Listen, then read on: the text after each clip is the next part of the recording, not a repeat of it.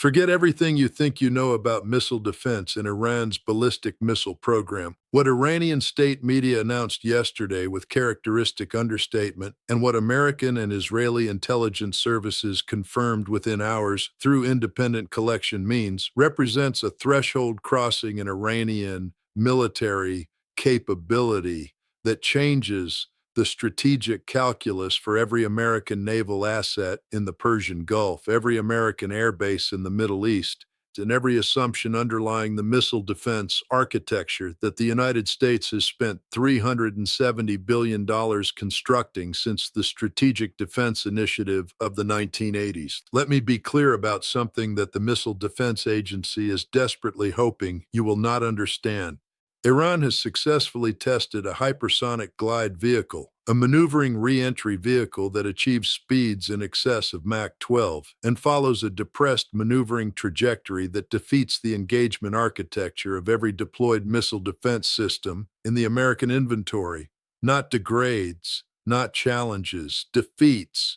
The distinction matters, and I am going to spend the next several minutes explaining precisely why. Having spent years working in environments where ballistic missile assessments are generated and where the capabilities of American missile defense systems are honestly evaluated as opposed to publicly described, I can tell you that the internal discussion about Iran's missile program has been more alarmed than the public posture reflects for at least 4 years. The public posture has been shaped by political and alliance management considerations that prioritize reassurance over honest assessment. What Iran tested yesterday cannot be accommodated within the reassuring framework. It requires honest reckoning. Stay with me, because what I am about to explain will change how you understand the strategic balance between Iran and American forces in the Middle East.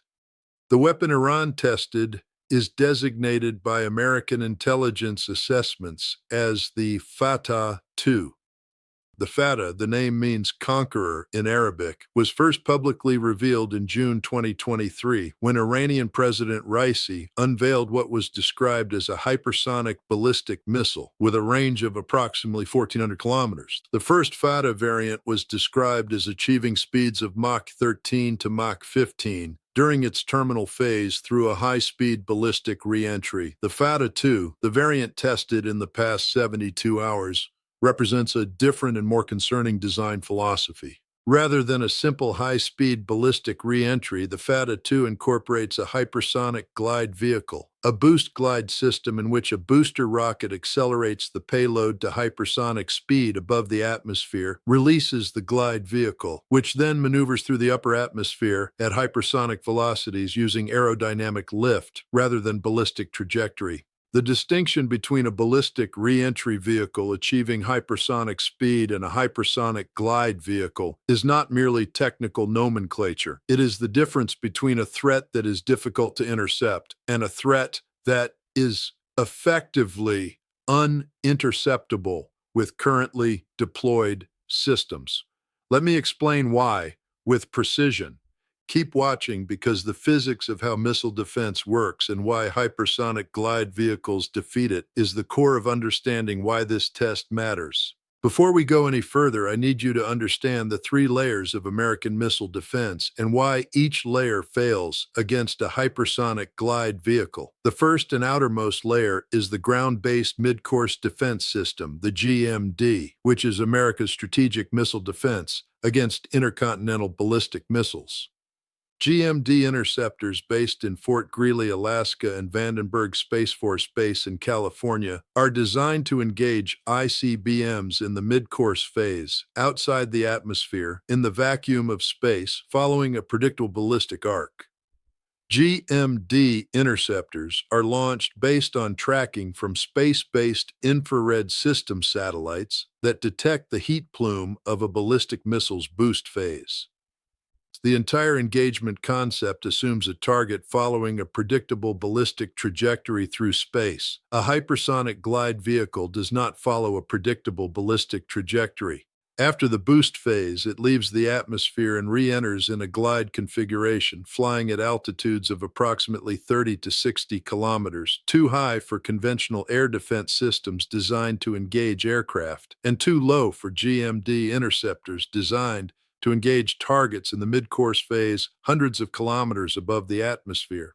This altitude band, the glide phase regime, is the gap in the American missile defense architecture. The second layer, the Aegis Ballistic Missile Defense System on American surface combatants using SM-3 interceptors, is designed to engage ballistic missiles in the boost and mid-course phases. The SM-3's exo-atmospheric interceptor achieves its kill in space, a target that stays in the upper atmosphere rather than ascending to the altitude where SM-3 kinetic kill vehicles operate cannot be engaged by that system. The third layer, the Terminal High Altitude Area Defense System, THAAD, is designed to engage ballistic missiles in the terminal phase, the final descent to target, at altitudes of approximately 40 to 150 kilometers.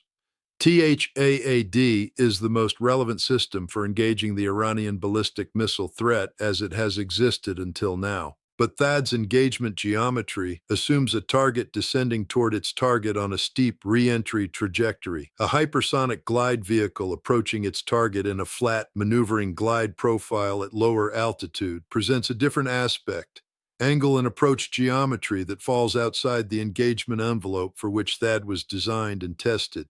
The honest assessment, and I want to be direct about this because the official characterizations you will hear in the next 24 hours will not be direct, is that no currently deployed American missile defense system has a demonstrated capability against a hypersonic glide vehicle maneuvering at Mach 12 or above. This is not a classified secret. It is the conclusion of the Congressional Budget Office assessment of hypersonic defense options published in 2023, which found that existing American missile defense interceptors lack the speed, altitude capability, and sensor integration necessary to engage hypersonic glide vehicles in their glide phase.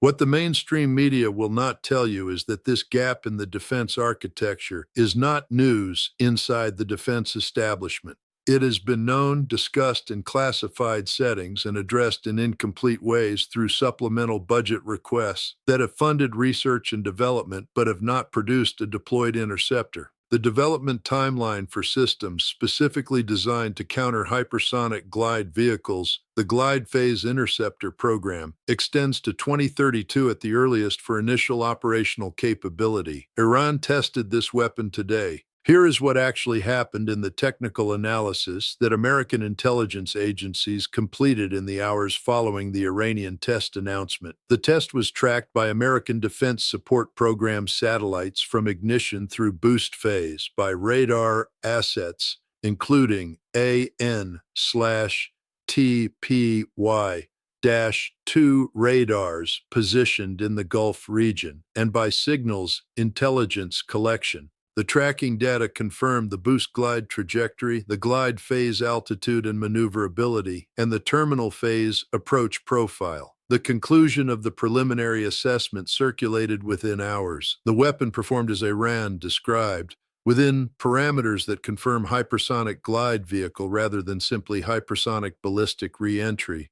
The range of approximately 1,400 kilometers confirmed by the test telemetry covers from western Iran to targets throughout the Arabian Peninsula, Riyadh, Abu Dhabi, Dubai, Al Udeid Air Base in Qatar, where the forward headquarters of United States Central Command Air Forces is located, Al Dhafra Air Base in the UAE, where American F-35s are based, and the 5th Fleet Headquarters at Naval Support Activity Bahrain. Every significant American military facility in the Gulf region sits within the confirmed range of a weapon that currently deployed American missile defense cannot engage. But if you thought that was alarming, stay with me because the operational implications for American force posture in the Middle East are what make this genuinely strategic rather than merely technically interesting. American military presence in the Gulf has been justified for decades as providing deterrence through the presence of forces that could rapidly respond to Iranian aggression, aircraft carriers in the Arabian Sea, air bases in the Gulf states, ground forces positioned for rapid intervention. This presence is the physical manifestation of American commitment to Gulf security. It exists because the American assessment was that the military benefit of forward presence exceeded the risk that those forces faced from Iranian attack. The deployment of a weapon that cannot be defended against changes the cost-benefit calculation. Forward-positioned forces that cannot be protected from the threat they are positioned to deter are not a deterrent. They are a target.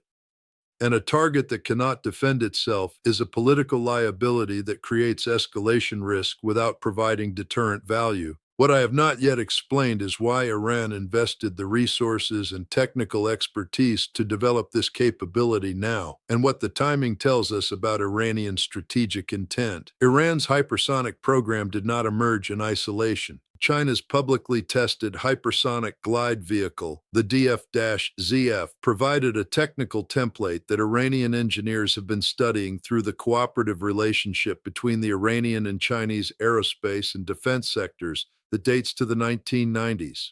Russian cooperation in Iranian aerospace has also provided indirect exposure to Russian hypersonic research.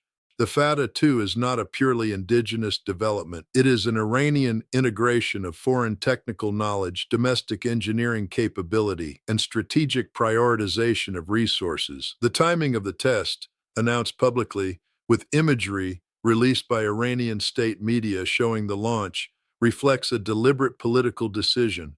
Iran is not hiding this capability. Iran is advertising it. The target audience for the advertisement is not simply Israel. It is the United States, specifically the American force posture decision makers who must now reassess whether the forward presence that has been the cornerstone of American Gulf strategy for 40 years remains tenable against a threat environment that includes a Mach 12 hypersonic glide vehicle with no current defense. The Gulf states themselves are processing this development through their own security frameworks. Saudi Arabia has invested approximately $24 billion in American Patriot systems that cannot engage this weapon. The UAE hosts American air assets that this weapon can reach. The confidence of Gulf governments in American security guarantees confidence that has already been strained by the 2019 Aramco attack, by the withdrawal from Afghanistan, by various signals about American commitment to the region, must now absorb the assessment that American military forces in their territory face a threat that American missile defense cannot address. The clock is running and the window is closing. The gap between what Iran can now do and what American missile defense can counter is not a gap that closes quickly. The Glide Phase Interceptor program has a 2032 timeline. Iran can produce Fata-2 missiles now.